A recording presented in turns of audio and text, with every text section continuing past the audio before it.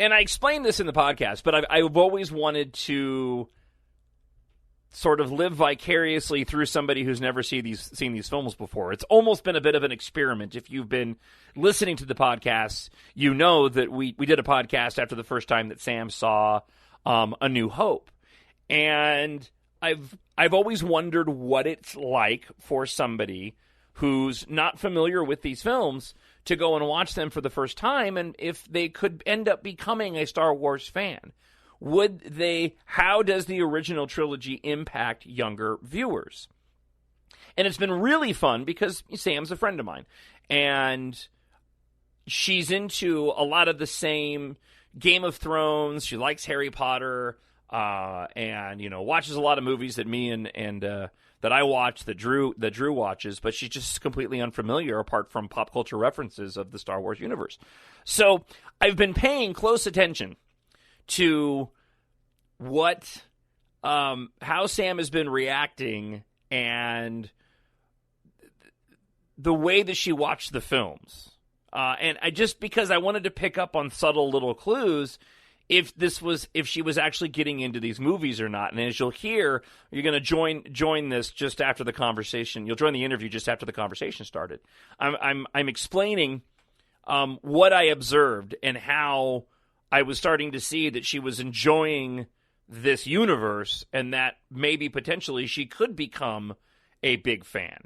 Now, we do have some things planned for the new year. I'll talk about that in just a moment. And this interview is part of what we have planned for the podcast for the new year. So, again, this was recorded. This was recorded on Tuesday before news got out that Carrie Fisher had passed away. So I actually recorded this conversation with Sam, and then it was probably about 3 or 4 hours later that I ended up finding out that Carrie Fisher passed away. So here you go. My conversation with potential new Star Wars fan, millennial, 21-year-old producer Sam of the Justice and Drew Show.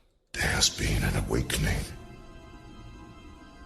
Have you felt it? And you made a comment in studio after you watched The Empire Strikes Back, and you were like almost concerned because you were starting to get into the mythology and you were starting to really enjoy it, which was really, was like, that's exactly what I wanted. But the funny thing was, is that there was one thing in particular, and then you can kind of talk about. I know you've watched all the original trilogy now. We can get into that, but there was one thing in particular that kind of stuck out that made me laugh, which to me told me that you had the potential to be an Uber fan, and the reason was, oh no, you made the comment that you were going. There was you had those Star Wars those glasses you were going to buy, and you made the comment that you weren't sure because they didn't look right, and it turns out in retrospect. Yeah, they weren't matching up because it was from The Force Awakens and you hadn't seen that yet. And so when you said that, I went, oh, see, that's the heart of a true Star Wars fan who's going to acknowledge that. So this has been cool.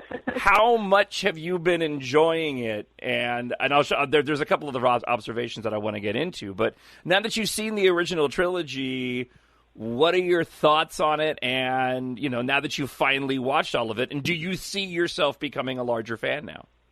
I do think that I could become a bigger fan. Because I've enjoyed watching the movies. I don't even remember, all the names of them. That's how much not casual watcher I am. But how do I am to it? So, what is the third movie called? What is that one? Return of the Jedi. Okay, so Return of the Jedi, it wasn't, because I enjoyed watching all of them, but it wasn't until Return of the Jedi that I started really getting into it, which is weird because, I think that out of all of them, I really like the second one the most, but I didn't get into the mythology of it until the third one. And I think that's because when I watched the first movie, it was hard to watch it and not feel like I was watching all of this happening, ironically, if that makes any sense. All of these things, like Darth Vader. I can't, I don't see Darth Vader and see him as, the most scary villain that I've ever seen in my entire life, which is how I think it was kind of felt when you first watched it.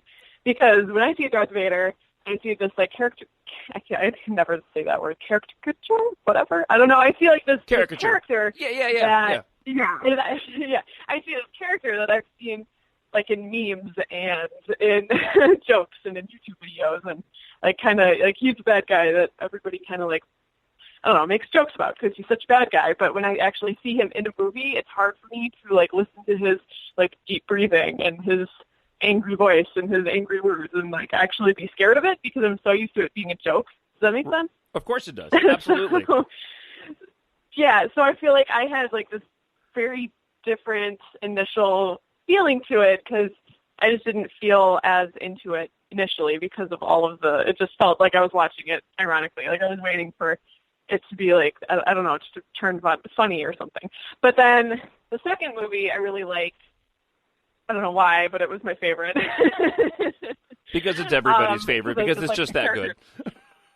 Yeah, I like the character development and everything, and then, but yeah, by the third one, I started actually getting into it and getting into the storyline and getting into where the characters were going and what they were doing, what was happening, and why it was happening, and what it meant, and all of that. But I had to get over that initial like bump of this feels like I'm watching like a funny YouTube video.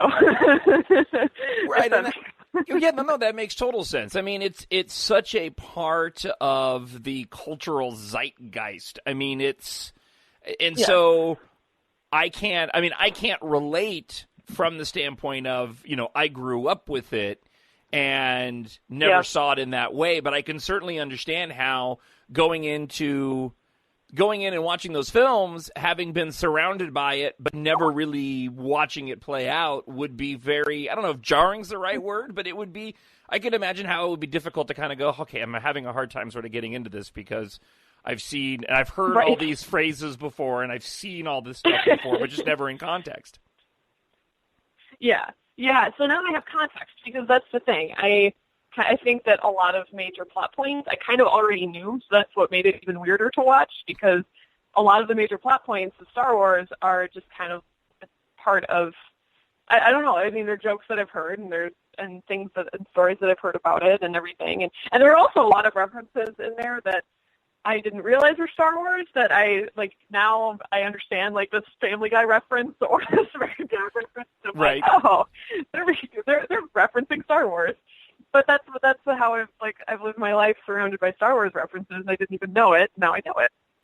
How well did the movies hold up in terms of, I mean, obviously the being made back in the 80s, technology wasn't, where it was. You're watching the special editions. There's been a lot of upgrades, but at the same time, there's still a lot of, old school effects in that. Did that bother you at all when you were watching it? Did it take you out or did you not care? No, it didn't bother me at all, actually. I watched most of it just like impressed that they pulled off most of what they pulled off at that point because when I think of movies, when movies filmed in like the 80s, when I think of movies being filmed in like the 70s and 80s, if they're not black and white, I'm super impressed. Your time frame of you really need like a movie history lesson so that I've actually taken college courses with this. Really, you should take those again. You should go back because black and white was like a couple of decades even before those came out. But I can't relate because I'm not. But you know what I mean. I'm very joking aside though. I was very. I thought the effects were really good and I was impressed. And I'm just like trying to picture how they did most of it mostly. Dovetailing over, I like it. I want to go over to Rogue One for a moment because did you finish Return of the Jedi before you saw Rogue One? I think so. Now I actually don't remember. I think I did. I think you did. Or no, it. I'm sorry. No, I didn't. I watched it. I think I watched it after. I remember that was the other thing. I don't remember, honestly. We had to bug you. I mean, this is the funny part. This is how I knew you were getting into it because we had to really bug you because you got a lot of stuff going on, and so you don't have all the time in the world to sit down and watch. And you have a lot of things that you watch already. That was one of the other things that you had mentioned was I'm afraid to get into this because I have so many other things that I'm a fan of.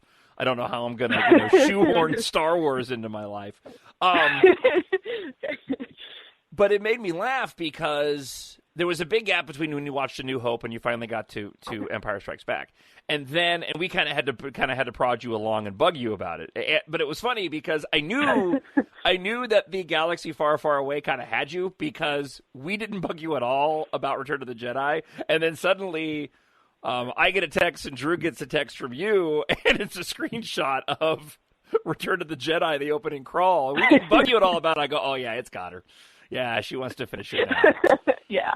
Oh yeah.